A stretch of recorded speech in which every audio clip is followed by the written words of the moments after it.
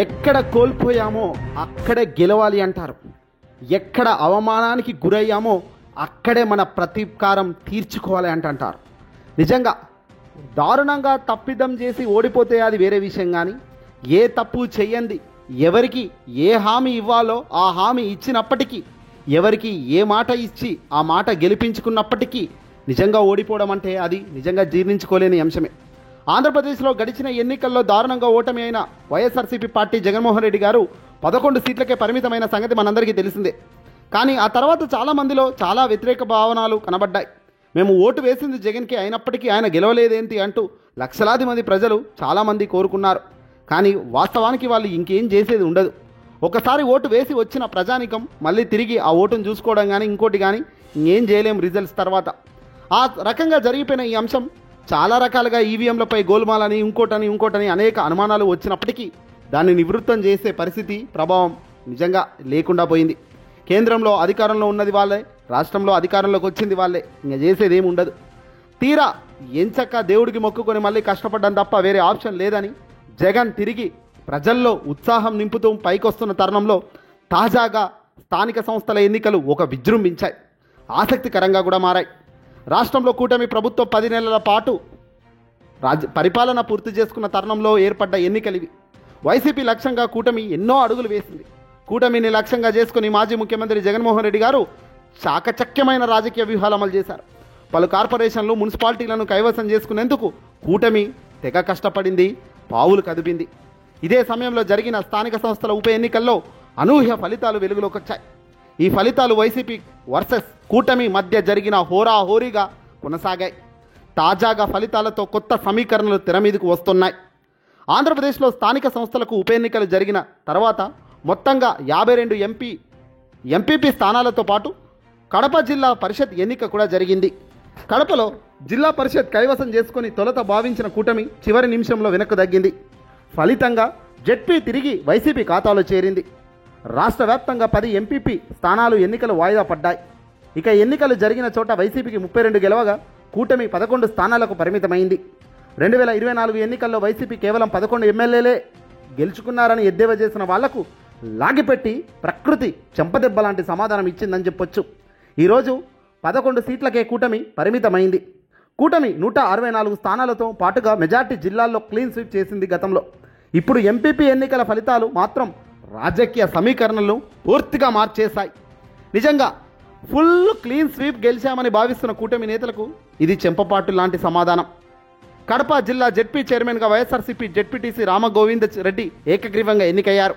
కడప జిల్లా పరిషత్ పరిధిలో 50 జెడ్పీటీసీ స్థానాలు ఉండగా 2021 ఎన్నికల్లో 49 స్థానాలకు వైసీపీ గెలుచుకుంది.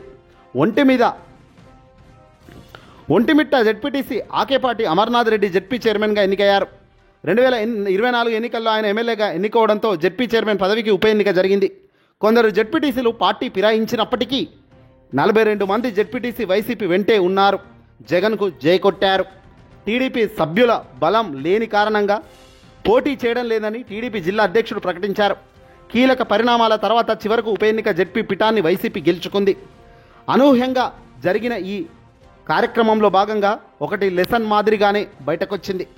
ఈ గెలుపు మామూలు గెలుపు కాదు. ఢిల్లీ నుంచి ఏపీ దాకా ఒక్కొక్కరికి తడిసిపోయింది. ఈ గెలుపులతో మళ్ళీ జగన్ రాబోయే కాలంలో అధికారంలోకి వస్తే మా పరిస్థితి ఏంటి అనే పునరాలోచనలో ఇప్పుడు క్యాడర్ మొత్తం పడిపోయింది. విజయం ఏ రేంజ్లో వస్తుందన్నది కాదు, మంచి చేసిన వాడికి ఓడిపోవడం అన్నది ఏ చరిత్రలో ఊహించింది కాదు. కానీ ఈ దశాబ్దంలో ఇక్కడ జరిగిన ఈ దారుణంలో గెలిపించి తీరాలి. గెలిచిన కేరాటం మళ్ళీ తిరిగి ఎగురితే ఏ రేంజ్లో ఎగురుతుందో కూడా ఈరోజు రాష్ట్రానికి ప్రజలకు చూపించాల్సిన అవసరం ఉంది. జగన్ తాజాగా వైఎస్ఆర్సీపీ పార్టీకి సంబంధించిన ఈ స్థానిక ఎంపీపీ ఎంపీటీసీ ఎన్నికల్లో గెలిచిన విధానానికి ఢిల్లీ కోటయ్య దద్దరిల్లింది. అసలైన గెలుపు ఆరంభమైంది అంటూ వైసీపీ క్యాడర్లో నినాదాలు వస్తున్నాయి. ఎన్నో అవకతవకల తర్వాత, ఎంతో గోల్మాల తర్వాత, ఎన్ని విధాలుగా వీలైతే అన్ని విధాలుగా ప్రలోభాలు పెట్టినప్పటికీ, ఎంతకు వీలైతే అంతకు తెగించినప్పటికీ చివరిగా విజయం మంచి వైపే ఉంటుంది అనేదానికి ఇంతకన్నా గొప్ప సంకేతం, నిదర్శనం మరొకటి ఉండదు. తాజాగా జగన్మోహన్ రెడ్డి గారు ఈ విజయంపై కూడా తన మొదటి రియాక్షన్ కూడా ఇచ్చినారు.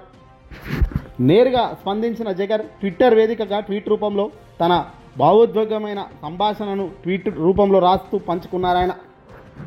ఈ స్థానిక సంస్థల ఉప ఎన్నికల్లో కూటమి పార్టీలకు ఎలాంటి బలం లేకపోయినా చంద్రబాబు గారు అధికార అహంకారాన్ని చూపి పోలీస్ యంత్రాంగాన్ని దుర్వినియోగం చేసినప్పటికీ కేసులు పెట్టినా, ఆస్తులు ధ్వంసం చేస్తామని, బంధువులకు ఉద్యోగాలు తీసేస్తామని, జీవన ఉపాధి దెబ్బతీస్తామని భయపెట్టిన భయభ్రాంతులకు ఎక్కడా లొంగలేదని, ఎన్ని ప్రలోభాలు పెట్టినా వాటన్నిటినీ బేఖాతరు చేస్తూ మన పార్టీ ఎంపీటీసీలు, జెడ్పీటీసీలు ధైర్యంగా నిలబడి వైఎస్ఆర్ కాంగ్రెస్ పార్టీ అభ్యర్థులను గెలిపించుకున్నందుకు అభినందనలు అన్నారు.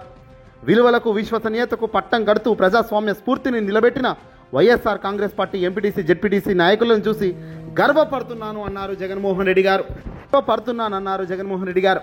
క్లిష్ట సమయంలో వీరు చూపిన ధైర్యం పార్టీకి మరింత ఉత్తేజాన్ని ఇచ్చిందని, ఈ ఎన్నికలను సమన్వయపరుస్తూ గెలుపునకు బాటలు వేసిన వివిధ నియోజకవర్గ ఇన్ఛార్జీలకు, జిల్లా అధ్యక్షులకు, రీజనల్ కోఆర్డినేటర్లకు మరియు పార్టీ కేంద్ర కార్యాలయ సిబ్బంది అందరినీ అభినందిస్తున్నానన్నారు ఆయన. పార్టీకి అప్పుడు ఇప్పుడు ఎల్లప్పుడూ వెన్నుముక్కలా నిలుస్తున్న కార్యకర్తలకు నా హ్యాట్స్ ఆఫ్ అని కూడా జగన్ ఈ సందర్భంగా ట్విట్టర్ వేదికగా ట్వీట్ చేశారు. మంచి గెలుస్తుంది, మంచి నిలబడుతుంది, మంచి నిలదొక్కుంటుంది, ఆ మంచి తిరిగి వస్తుంది అన్న దానికి ఇంతకన్నా ఉదాహరణలు అవసరం లేదు. రాబోయే కాలంలో ఏ ఎన్నికైనా మళ్ళీ గెలిచేది వైఎస్ఆర్సీపీ పార్టీ. మళ్ళీ ఏ ఎన్నికైనా జెండా రెపరెపలాడేది జగన్మోహన్ రెడ్డి గారి జెండానే. మళ్ళీ విజృంభించిన శక్తితో పైకొచ్చి రేపొద్దున ఎక్కడ ఓడిపోయామో అక్కడే నెగ్గి తొడగొట్టడమే మా ముందున్న ఏకైక కర్తవ్యం అంటున్నారు వైసీపీ నాయకులు. ఈ వీడియో నచ్చితే లైక్ కొట్టి షేర్ చేయండి.